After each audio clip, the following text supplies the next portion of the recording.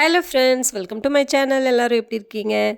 இந்த விலாக் வந்து பார்த்தீங்கன்னா ஃப்ரைடே அண்ட் சாட்டர்டே 2 நாள் எடுத்தது. December 13 and 14th. ஸோ இன்றைக்கி வந்து பார்த்திங்கன்னா திருக்கார்த்திகை தீபம் இல்லையா? ஸோ அதனால் வீடெல்லாம் வந்து பார்த்திங்கன்னா க்ளீன் பண்ணியாச்சு, வீடு வாசல் எல்லாம். அதுக்கப்புறம் வந்து ஸோ இன்றைக்கி ஏதாவது நெய்வேத்தியம் செய்யலாம், குயிக்காக என்ன செய்யலாம் அப்படின்னு திங்க் பண்ணியிருந்துட்டு, அதுக்கப்புறம் ஸோ அவல் இருக்குல்ல, குயிக்காக பண்ணிடலாம் அப்படின்னு சொல்லிட்டு ஒரு கப்பில் அவல் எடுத்து வந்து பார்த்திங்கன்னா வாஷ் பண்ணிகிட்ருக்கேன். ஸோ அவல் ஸ்வீட் தான் வந்து செய்கிறேன். இதுவும் ரொம்ப ரொம்ப சிம்பிள் தான். ஸோ ரொம்ப தண்ணியெல்லாம் சேர்க்காம வாஷ் பண்ணிவிட்டு சும்மா தெளித்த மாதிரி விட்டுட்டு வச்சுட்டோம்னா அதுவே நல்லா கொஞ்சம் சாஃப்ட் ஆகிடும் கொஞ்சம் நேரத்தில்.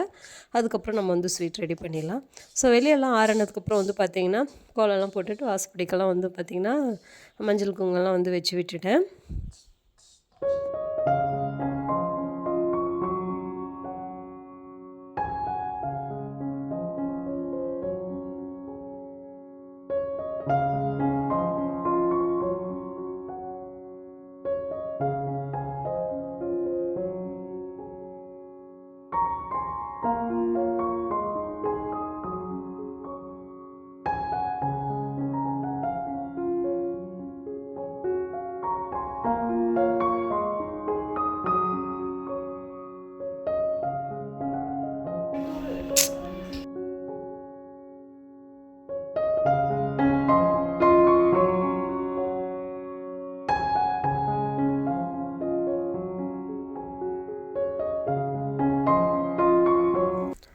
அவல் ஸ்வீட் வந்து நான் எப்படி செய்வேன்னு பார்த்தீங்கன்னா ரொம்ப சிம்பிளாக தான் செய்வேன் ஃப்ரெண்ட்ஸ். ஸோ அவல் லைட்டாக ஊற வச்சுட்டு அதுக்கப்புறம் அதுக்கு வந்து பார்த்திங்கன்னா ஒரு 2 டேபிள் ஸ்பூன் நெய் சேர்த்துட்டு முந்திரி திராட்சை அப்புறம் தேங்காய் துருவல் சேர்த்து நல்லா வந்து ரோஸ்ட் பண்ணி எடுத்து வச்சுக்கணும். அதுக்கப்புறம் நம்ம நல்லா சாஃப்டாக ஊறிட்டுருக்கு இல்லையா அவல், அதில் வந்து தேவையான அளவுக்கு வெல்லம் சேர்த்துட்டு மிக்ஸ் பண்ணிவிட்டு நம்ம வதக்கி வச்சுருக்கிற முந்திரி திராட்சை தேங்காயெல்லாம் சேர்த்துட்டு மிக்ஸ் பண்ணிட்டோம்னா சூப்பராக அவல் ஸ்வீட் வந்து ரெடி. நான் இப்படி தான் செய்வேன். எங்கள் குட்டீஸ்க்கு வந்து ரொம்ப பிடிக்கும், ரொம்ப விரும்பி சாப்பிடுவாங்க, எனக்குமே ரொம்ப பிடிக்கும்.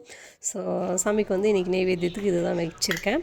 அதுக்கப்புறம் வந்து பார்த்திங்கன்னா வீட்டில் ஃபெஸ்டிவல்னாலே நல்லா ஹெல்ப் பண்ணுவாங்க என்னோடய பாப்பாங்க எல்லாம். அதுவும் பூஜை பண்ணுறதுனா ரொம்ப இன்ட்ரெஸ்ட் அவங்களுக்கு. ஸோ எங்களையும் எழுப்பி விடுமா சீக்கிரம்னாலாம் சொல்லுவாங்க.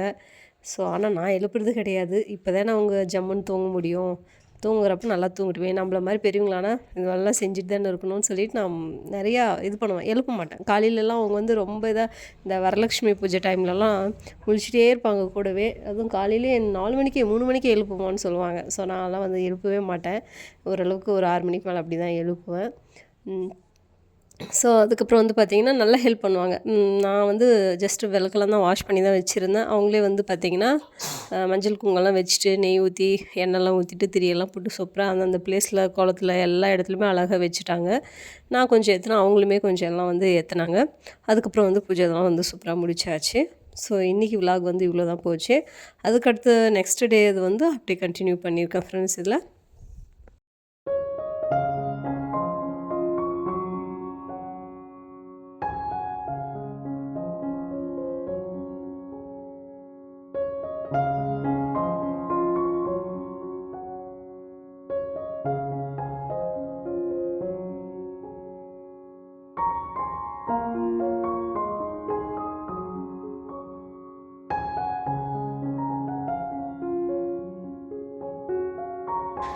ஸோ பூஜை வேலையெல்லாம் முடிச்சுட்டு வந்து பார்த்திங்கன்னா நைட்டுக்கு வந்து சாதம் வச்சுட்டேன். குழம்பு இருக்குது, ஸோ சாதம் வச்சு சாப்பிட்டாச்சு.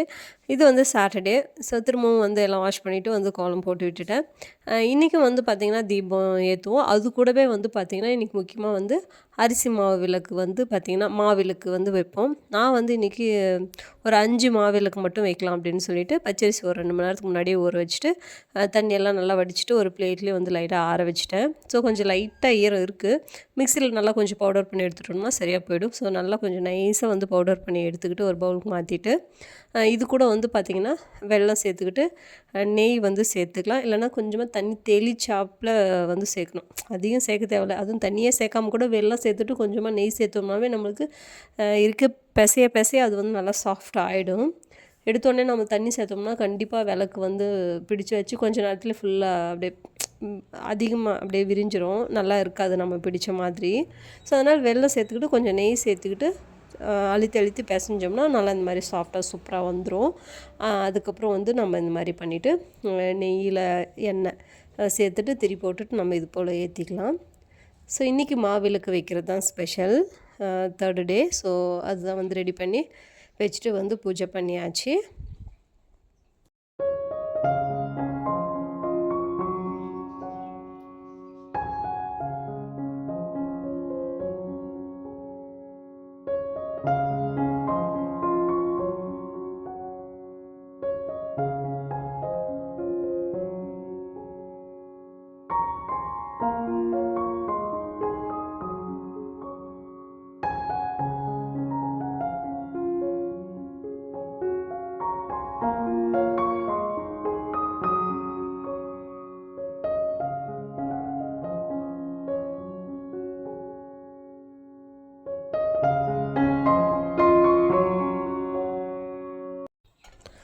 ஸோ இன்றைக்கான மாவிளக்கு பூஜையெல்லாம் முடிச்சுட்டு சாப்பிட்டுட்டு வந்து பார்த்திங்கன்னா நைட் வந்து கொஞ்சம் மல்டிகிரெயின் தோசைக்கு வந்து ஊற வச்சுருந்தேன். ஸோ அதை அரைச்சிடலாம் அப்படின்னு சொல்லிட்டு எடுத்து மிக்சியில் போட்டு அரைச்சிட்ருக்கேன். இது வந்து நான் ப்ளைனாக தான் இன்றைக்கி அரைக்கிறேன். ஆக்சுவலாக இது கூட வந்து பார்த்திங்கன்னா சீரகம், இஞ்சி, பூண்டு, பச்சை மிளகாலாம் நம்ம சேர்த்து அரைச்சோம்னா இன்னும் சூப்பராக இருக்கும்.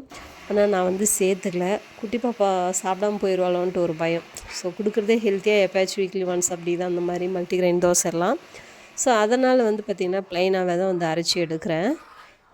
ஸோ செப்ரேட்டாக அவளுக்கு சுட்டு கொடுத்துட்டு வேணுன்னா கூட நம்ம செப்ரேட்டாக ஆனியன் இதெல்லாம் போட்டு செஞ்சுக்கலாம் அப்படின்னு சொல்லிட்டு வெறும் ப்ளைனாக வந்து அரைச்சி எடுத்து வச்சுட்டோம். மார்னிங் தோசை பண்ணிக்கலாம் அப்படின்னு சொல்லிட்டு அரைச்சிட்டு இருந்தேன். ஸோ அவ்வளோதான் ஃப்ரெண்ட்ஸ், இதோட இந்த விலாக் முடிக்கிறேன். நெக்ஸ்ட் விலாகில் பார்க்கலாம். பாய்.